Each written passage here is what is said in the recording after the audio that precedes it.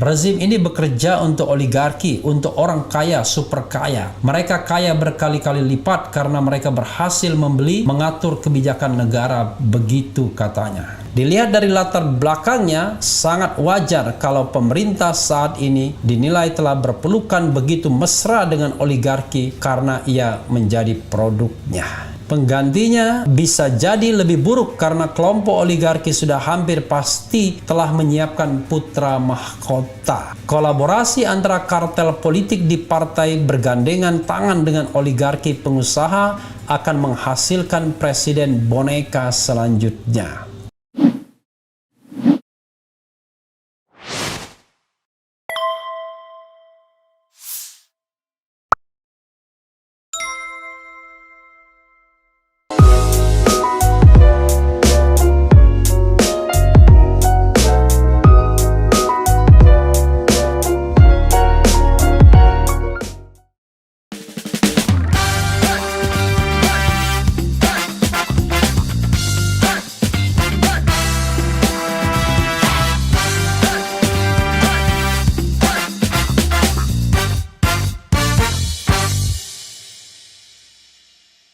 Assalamualaikum warahmatullahi wabarakatuh, Sobat RH sekalian. Jumpa lagi kita di channel yang keren ini, Keren Jadas. Kali ini saya mau membahas tulisan panjang ya dari Desmond J. Mahesa, Wakil Ketua Komisi 3 DPR RI, yang judulnya adalah memprediksi akhir pemerintahan Jokowi yang terkulai di pelukan oligarki. Wah, di pelukannya nggak bisa membedakan kata depan dan awalan ya, mestinya dipisah baru pelukan. Oke. Sebagaimana dilansir oleh Law Justice ya, portal berita dan investigasi. Tulisannya cukup panjang tapi saya sudah baca dan menarik, makanya saya mau bacakan. Tepat di hari 2 tahun kepemimpinannya, Presiden Jokowi merayakan dengan meresmikan jembatan Sungai Alalak di Banjarmasin dan meresmikan pabrik biodiesel milik Haji Andi Samsudin Arsyad (Haji Isam), seorang pengusaha batubara ternama. Orang semua kenal dengan Haji Isam ya. Banyak terkait dengan orang-orang besar di Jakarta dan Raja Tambang di sana. Pada saat yang sama, mahasiswa berdemo di istana untuk mengkritisi kepemimpinannya. Selama 2 tahun memimpin bangsa Indonesia di periode keduanya, banyak kemajuan telah dicapai, namun banyak pula catatan merah yang mewarnai perjalanan pemerintahannya. Berbagai kemajuan yang telah dicapai dalam membangun bangsa tentu patut diapresiasi sebagai wujud keseriusan bekerja memajukan bangsa Indonesia. Namun, catatan merahnya perlu juga mendapatkan perhatian sebagai wujud kepedulian kita bersama dalam meluruskan arah perjalanan bangsa menuju negara yang adil, makmur, sejahtera sebagaimana amanat pembukaan Undang-Undang Dasar 45. Di antara catatan merah itu adalah adanya fakta negara tidak mampu mengendalikan kaum oligarki yang sudah menguasai hampir seluruh lini kehidupan berbangsa dan bernegara, sehingga menjadi batu sandungan yang serius bagi upaya mencapai tujuan negara. Bahkan menurut penilaian ekonom senior Rizal Ramli, presiden yang sedang berkuasa sekarang bekerja untuk kepentingan mereka karena oligarki yang dapat mengatur kebijakan dan peraturan perundang-undangan yang menguntungkannya. Benarkah di 2 tahun masa pemerintahannya ini pemerintahan Jokowi semakin mesra berpelukan dengan kelompok oligarki dalam menjalankan sistem pemerintahannya? Model oligarki macam apa yang saat ini sedang dipraktikkan oleh pemerintah yang sedang berkuasa? Sebagai konsekuensi pemerintahan yang sudah terkulai di pelukan oligarki, mungkinkah pemerintahan saat ini bisa bertahan sampai akhir masa jabatannya? Seperti apakah wajah kepemimpinan Indonesia pasca Presiden Jokowi mengakhiri masa jabatannya? Luar biasa ya. Banyak sekali pertanyaannya sampai terengah-engah saya. Kita bicara pelukan oligarki ya. Oligarki seringkali didefinisikan sebagai bentuk pemerintahan yang kekuasaan politiknya dikendalikan oleh sekelompok elit kecil dari masyarakat baik dibedakan menurut kekayaan, militer atau keluarga. Bangunan oligarki ini disinyalir sudah begitu merajalela sehingga berhasil menyusup ke segenap sendi-sendi kehidupan bangsa dan bernegara, termasuk di era pemerintahan yang sedang berkuasa. Ekonom senior Rizal Ramli, seperti dikutip oleh Law Justice, mengatakan pemerintahan Presiden Jokowi saat ini bekerja untuk oligarki hingga orang-orang kaya yang dapat mengatur kebijakan dan peraturan perundang-undangan yang menguntungkan mereka. Hal itu menurutnya berkaca dari kebijakan pemerintah yang tak berpihak kepada kepentingan rakyat Indonesia. Kebijakan itu dicontohkannya seperti dinaikannya pajak pertambahan nilai yang menguntungkan orang kaya, karena kenaikan pajak itu di satu sisi semakin menyengsarakan rakyat kecil, tapi pada sisi yang lain menguntungkan kelompok oligarki dan pihak asing yang dipotong pajaknya. Rezim ini bekerja untuk oligarki, untuk orang kaya, super kaya. Mereka kaya berkali-kali lipat karena mereka berhasil membeli, mengatur kebijakan negara, begitu katanya. Pernyataan dari ekonom senior Rizal Ramli tersebut kiranya tidak mengada-ada jika kita cermati secara seksama dengan keluarnya beberapa kebijakan yang bernuansa kontroversi selama pandemi virus corona. Selain kebijakan soal pajak, kelompok oligarki ini sangat diuntungkan oleh adanya kebijakan lainnya, seperti perpanjangan konsesi batubara lewat Undang-Undang Minerba. Lewat undang-undang itu, selain konsesinya diperpanjang, kaum oligarki juga meminta supaya royalti batubara dikurangi sehingga lebih banyak untung yang didapat. Negara menjadi rugi karena tidak mengapa, yang penting oligarki diuntungkan. Penerbitan Undang-Undang Minerba seakan menjadi hasil kong kali kong antara taipan tambang dengan pembentuk undang-undang untuk menggolkan aturan ini dalam waktu yang sesingkat-singkat. Jadi sobat era sekalian, inilah salah satu tragedi ya. Karena menurut Undang-Undang Minerba yang lama 2009 nomor 4, harusnya mereka yang konsesinya sudah berakhir itu otomatis dikembalikan ke negara. Maka tahun 2021-2022 akan kembali beberapa konsesi tambang yang sudah dinikmati berpuluh-puluh tahun oleh konglomerat tambang. Unfortunately, undang-undang ini memberikan keleluasaan konglomerat tambang tersebut untuk menguasai tambangnya lagi selama 20 tahun ke depan. Dan mereka adalah orang-orang yang berkuasa di pemerintahan, baik langsung maupun melalui sanak kerabatnya ya, seperti misalnya yang menjabat menteri misalnya ya, tanpa harus menyebutkan siapa namanya. Oke. Upaya sistematis untuk membuat oligarki di Indonesia terlihat semakin berjaya sejak munculnya upaya pelemahan KPK. Menurut Koordinator ICW Adnan Topan Husodo, seperti dikutip Law Justice, ada beberapa alasan mengapa akhirnya KPK harus dimatikan. Karena KPK dinilai sudah masuk terlalu jauh ke dimensi politik, ke dimensi korupsi politik yang bisa merugikan oligarki penguasa. Itulah kiranya yang menjadi landasan bagi oligarki untuk mematikan KPK.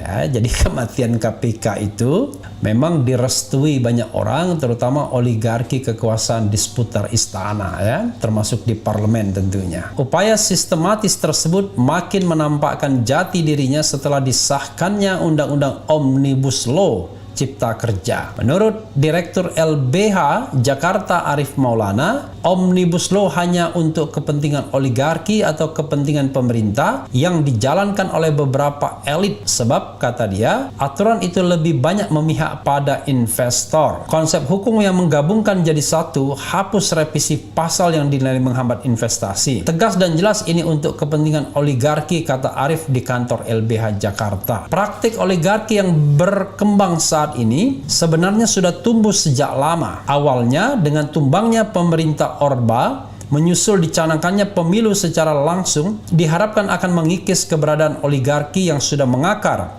saat Presiden Soeharto berkuasa. Namun ternyata konsolidasi demokrasi yang diharapkan bakal terjadi di saat pemerintahan reformasi berkuasa telah gagal mencapai tujuannya.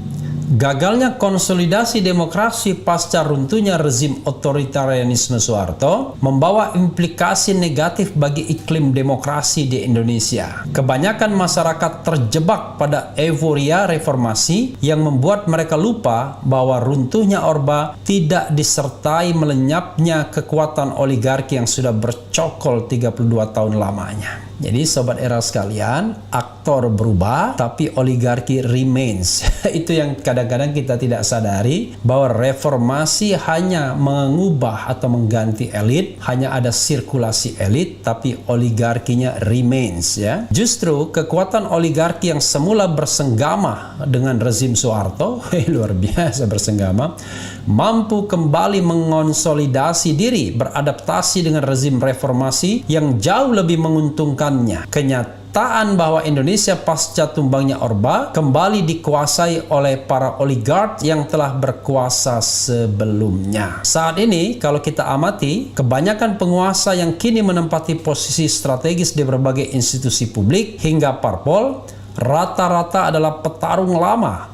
Para pimpinan dalam kurung elit partai, penguasa media mainstream, para pejabat pemerintahan yang berada di jajaran kabinet Jokowi, sampai pada seluruh jabatan strategis lainnya di dalam birokrasi pemerintahan, saat ini hanyalah sirkulasi elit-elit lama. Para oligark di atas termasuk orang yang pernah diistimewakan di rezim kepemimpinan Soeharto. Orang lama yang penuh muslihat dan tipu daya semasa Orba, belakangan banyak yang tampil di garda depan sebagai tokoh pejuang demokrasi dengan kedok populis. Inilah wajah anomali demokrasi pasca tumbangnya pemerintahan Orba. Kebanyakan orang tertipu dengan politik pencitraan yang terus dipoles oleh media, di mana medianya sendiri notabene adalah milik mereka. Luar biasa ini ya, tulisannya siapa? Desmond J. Mahesa.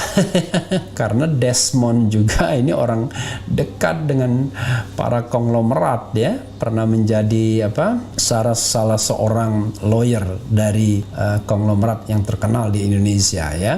Menurut Jeffrey A. Winters, Direktur Buffett Institute of Global Affairs, Jokowi adalah produk oligarki di masanya.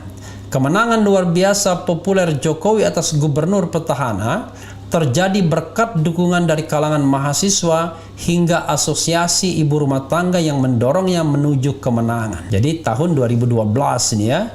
Namun bagian penting kisah demokratis ini dimungkinkan oleh gerakan oligarki, di mana kekuasaan kaum berduit menempatkan Jokowi di hadapan para pemilihnya. Meski dia mendapat dukungan akar rumput, dia bertarung dalam pemilihan gubernur bukan karena inisiatif atau gerakan politik akar rumput. Begitu kata Jeffrey ya. Dalam hal ini, Jokowi berhasil menang karena parpol dan kaum elit memutuskan untuk mengusungnya. Karena itulah, hingga dia menjadi presiden 2 periode seperti sekarang, dia tidak bisa melawan kepentingan elit dan parpol yang telah mengusungnya. Dilihat dari latar belakangnya, sangat wajar kalau pemerintah saat ini dinilai telah berpelukan begitu mesra dengan oligarki karena ia menjadi produknya. Ya, jadi Jokowi adalah produk oligarki, karena itu dia berpelukan dengan oligarki. Model oligarki. Menurut Jeffrey Winters, ada 4 jenis oligarki, yaitu oligarki penguasa kolektif, oligarki sultanistik, oligarki sipil, dan oligarki panglima. Indonesia sendiri cenderung memiliki oligarki penguasa kolektif karena ada relasi kuasa yang kuat antara kuasa negara, eksekutif, legislatif, yudikatif secara politik secara bersama-sama. Para elitnya diisi oleh mayoritas politisi yang berasal dari para pebisnis pengusaha. Selain model oligarki penguasa kolektif, oligarki yang dipraktekkan di sini cenderung bersifat klasik, tradisional, yang mengandalkan sumber daya alam sebagai lahan jarahan. Mereka memiliki gurita kekayaan di banyak bidang seperti tambang, sawit, rokok, dan lintas sektornya, termasuk di bidang media. Oke, termasuk di bidang media mana? Oke, oh ini ya. Kekayaan segelintir orang ini ada di tengah ketimpangan ekonomi rakyat pada umumnya ya.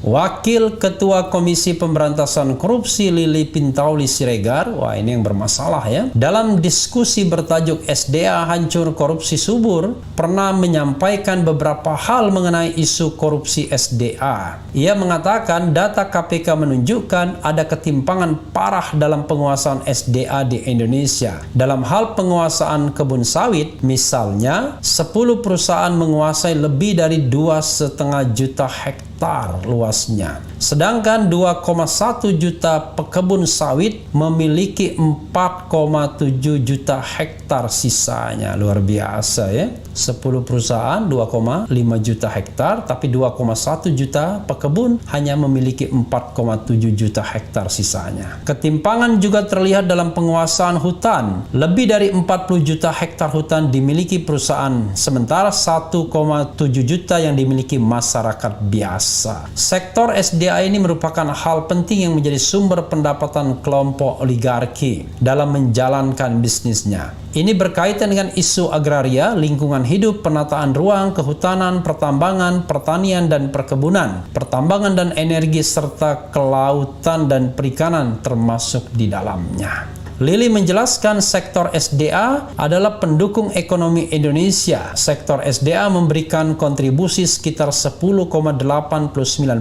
atau 1,408 triliun. 1.408 triliun dari total produk domestik bruto Indonesia 2017 yang jumlahnya adalah 13.589 triliun. Selain itu, sektor ini menyerap tenaga kerja lebih dari 37 juta orang dan juga menyumbangkan penerimaan negara bukan pajak senilai 99,91 triliun.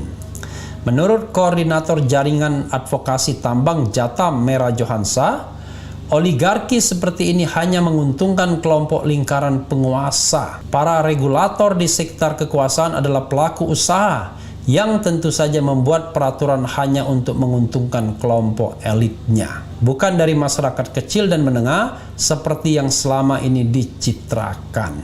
Jatam mencatat baik orang dekat Jokowi maupun pimpinan DPR punya usaha yang berhubungan dengan tambang, khususnya batu bara. Menteri Koordinator Bidang Perekonomian Airlangga Hartarto terkait dengan PT Bara Hanyu Kapuas dan PT Multi Harapan Utama. Menteri Koordinator Bidang Maritim dan Investasi Luhut Binsar Panjaitan terkait dengan PT Toba Sejahtera. Ketua DPR Puan Maharani punya suami yang aktif di Odira Energi Karangagung dan PT Rukun Raharja. Sementara Wakil Ketua DPR Aziz Samsudin menjadi Komisaris PT Sinar Kumala Naga. Merah menganggap aturan yang belakangan ditetapkan seperti Omnibus Law dan Undang-Undang Minerba hanya menguntungkan Jokowi beserta kelompoknya. Benturan kepentingan ini yang ditunjukkan oleh relasi bisnis atau temali bisnis antara keluarga Jokowi atau keluarga Luhut. Relasi bisnis ini berkelindan dengan relasi politik, ucap Merah kepada Tirto. Model oligarki penguasa kolektif yang bersifat klasik ini ujung-ujungnya memang merugikan kepentingan nasional, rakyat dan negara, sebab sektor SDA adalah sektor yang rawan dikorupsi dan memberikan dampak besar pada kerugian negara. Data ICW 2019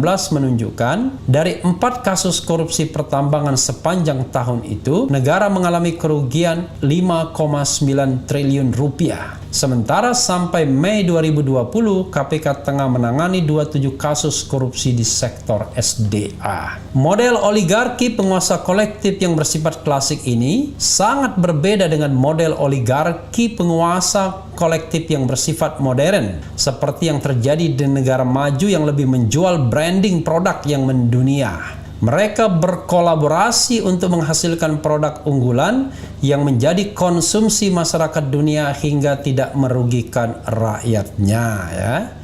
Jadi mereka berkolaborasi untuk menguasai brand, ya.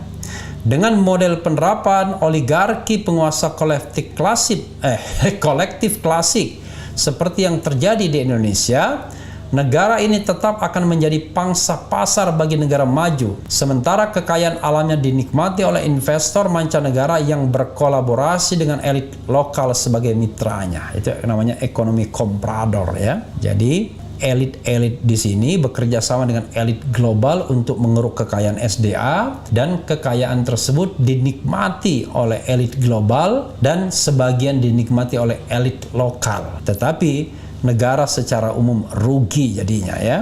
Seperti fenomena nikel yang sering disinggung oleh Faisal Basri misalnya. Dengan pola seperti ini, maka sampai kapanpun upaya pencapaian tujuan negara hanya akan menjadi utopia belaka, karena elit penguasa akan lebih sibuk memikirkan isi kantongnya ketimbang memikirkan nasib rakyatnya. Rupanya, oke, masih lumayan ya. Bertahan atau tumbang, ini paragraf terakhir ya. Bukan paragraf terakhir, chapter terakhir atau subjudul terakhir. Di bawah pelukan oligarki, pemerintah yang berkuasa saat ini tampak sedang berselancar di tengah samudra kebijakan kontroversial. Dampaknya mulai terasa di mana kebijakan-kebijakan yang diambil pemerintah yang menguntungkan oligarki mulai mendapatkan perlawanan dari masyarakat sipil yang menentangnya. Mandulnya kekuatan oposisi formal saat ini telah digantikan oleh elemen-elemen sipil termasuk mahasiswa yang sudah mulai angkat suara. Mereka mengekspresikan kekecewaannya dengan berunjuk rasa melalui sosial media sosial. Semuanya itu sebagai dampak kebijakan yang dinilai tidak berpihak kepada kepentingan rakyat jelata. Pada sisi lain, adanya kelompok perlawanan dari masyarakat sipil tersebut telah mendapatkan perlawanan cukup sengit dari pendukung pemerintah yang sedang berkuasa, mulai dari para buzzer sampai elemen masyarakat di Papua, NTT, Sulut, dan daerah-daerah lain yang fanatik pendukungnya. Leonard C. Sebastian dan kawan-kawan dalam Civil Military Relations in Indonesia After the Reform menilai Jokowi sebagai presiden berlatar belakang sipil telah kelabakan menjaga kekuasaannya. Pilihan dia adalah menyandarkan diri kepada kelompok militer, baik polisi maupun tentara. Selain memperkuat konsolidasi kekuasaan, aliansi dengan militer mempermudah Jokowi mencapai ambisinya.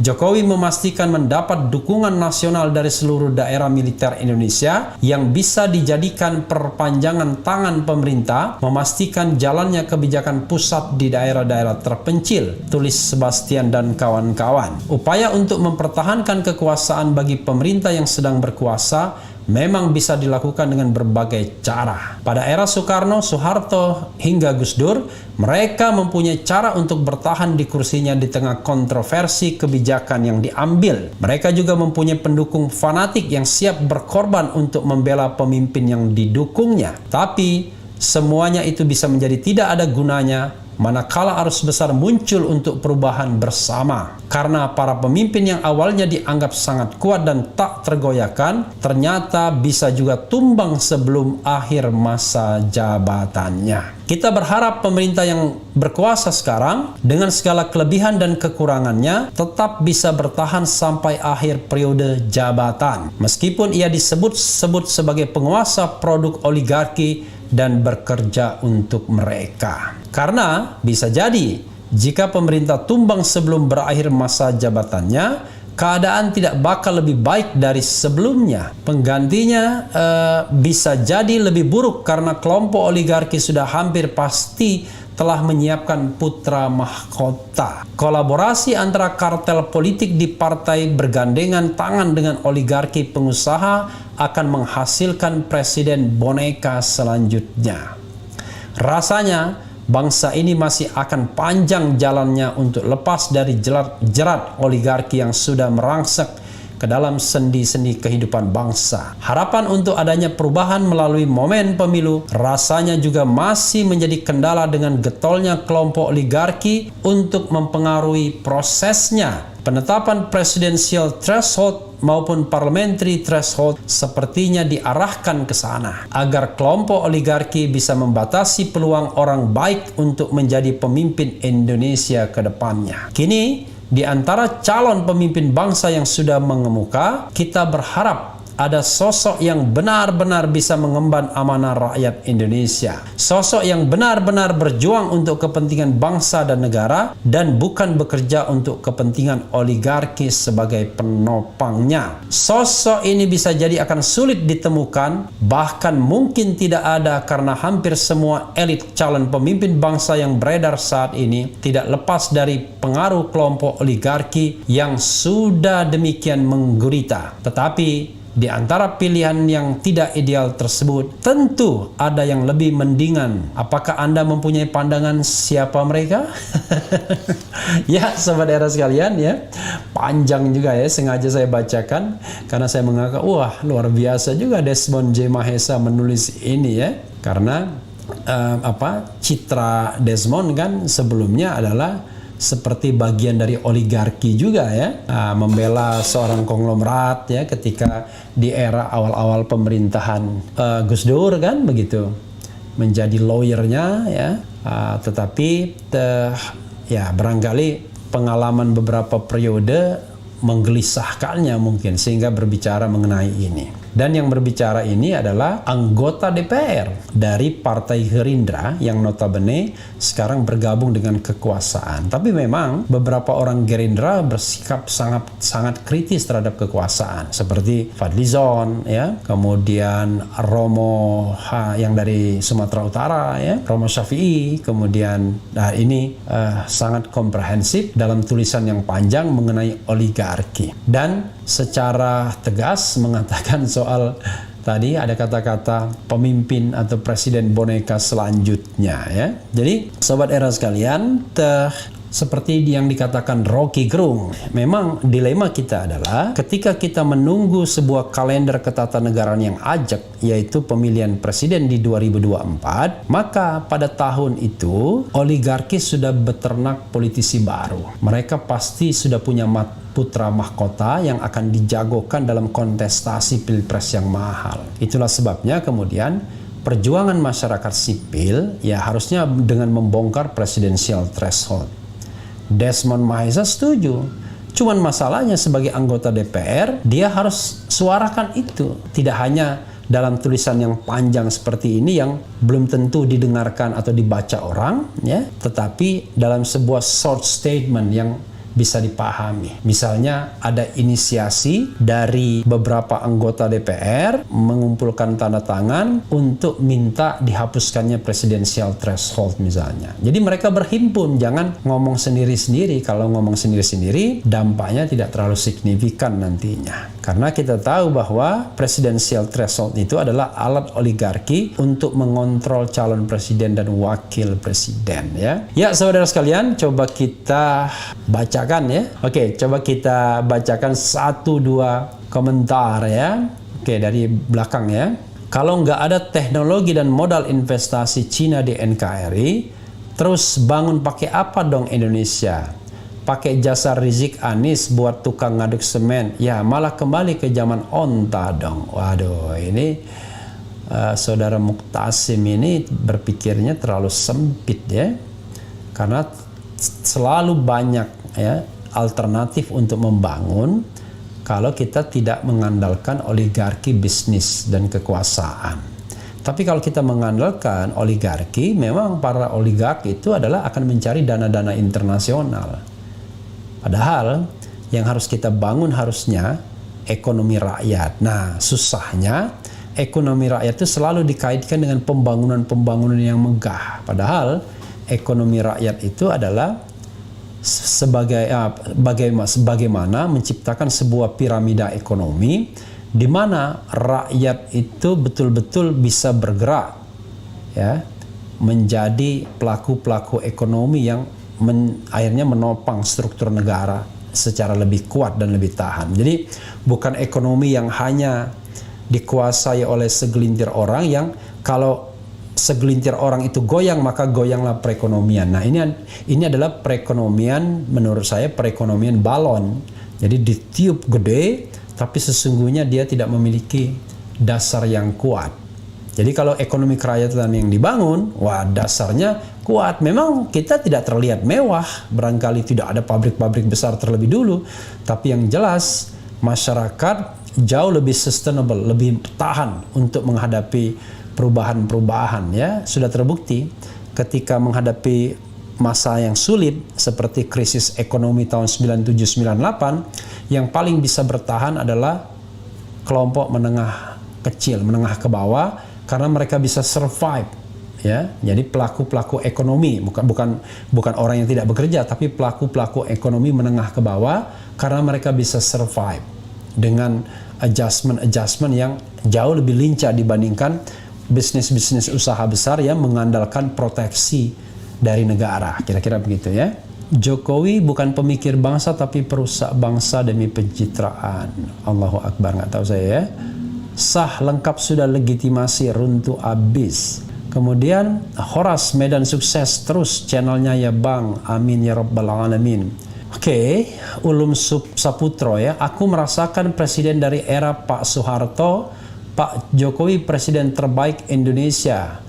Pak Jokowi sederhana tapi selalu dihina. Semoga di 2024 ada sosok seperti Pak Jokowi. Anies 0%. Ya, silakan ya. Jadi sebenarnya bukan soal hina ya, dihina atau tidak Ulum Saputra ya. Kalau mengagumi nggak ada masalah ya. Karena kalau tidak ada orang yang mengagumi Presiden Jokowi ya dia nggak akan dipilih. Tapi kita melihat bagaimana ekonomi ini atau politik ini atau hukum ini berjalan. Jadi bukan persoalan Presiden Jokowi saja, tapi ini persoalan kita semua. Kita ingin negara ini baik politik, ekonomi, hukumnya, sosial, budaya, agamanya. Banyak hal-hal yang sebenarnya ya harus kita pertanyakan lagi. Apakah kita sudah on the right track, pada track yang baik, ataukah pada track yang tidak baik? Memang kalau kita hanya mengatakan pengalaman personal itu memang bias, ya kan? Barangkali kehidupan kita jauh lebih makmur dibandingkan periode sebelumnya.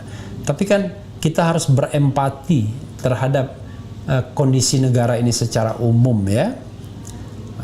Jadi kalau kita berempati terhadap kondisi negara ini secara umum, maka di situ akan kita menemukan jawaban-jawaban apakah sebagian besar rakyat Indonesia ini sudah bisa terlindungi, makmur, sejahtera sebagaimana diamanatkan konstitusi, dan apakah negara ini menuju keadilan dan kemakmuran tersebut ya. Kalau dari tulisan ini tidak, justru hanya membesarkan para oligarki kekuasaan dan bisnis. Dan para oligarki itu orang yang gampang sekali lari. Ketika something happen ya, to this country, mereka bisa lari ke luar negeri dan meninggalkan kita semua, dan mereka punya aset di luar negeri yang barangkali juga tidak akan habis-habis 7 turunan. Itu persoalannya Sobat Era sekalian ya, dan termasuk juga yang tadi mengatakan dan menguji Presiden Jokowi yang sama sekali justified, no problem ya. Jadi kita boleh memuji siapapun, tetapi kita harus kritis terhadap fenomena kekuasaannya, karena ini nothing personal, tidak ada kaitannya dengan Presiden Jokowi sebagai pribadi, tapi kaitannya adalah dengan sistem kekuasaan yang terbentuk saat ini, yang berpengaruh terhadap hukum, ekonomi, bisnis, dan lain sebagainya. Ya, Sobat Era sekalian, itu saja. Yang penting tetap di channel ini. Ciao.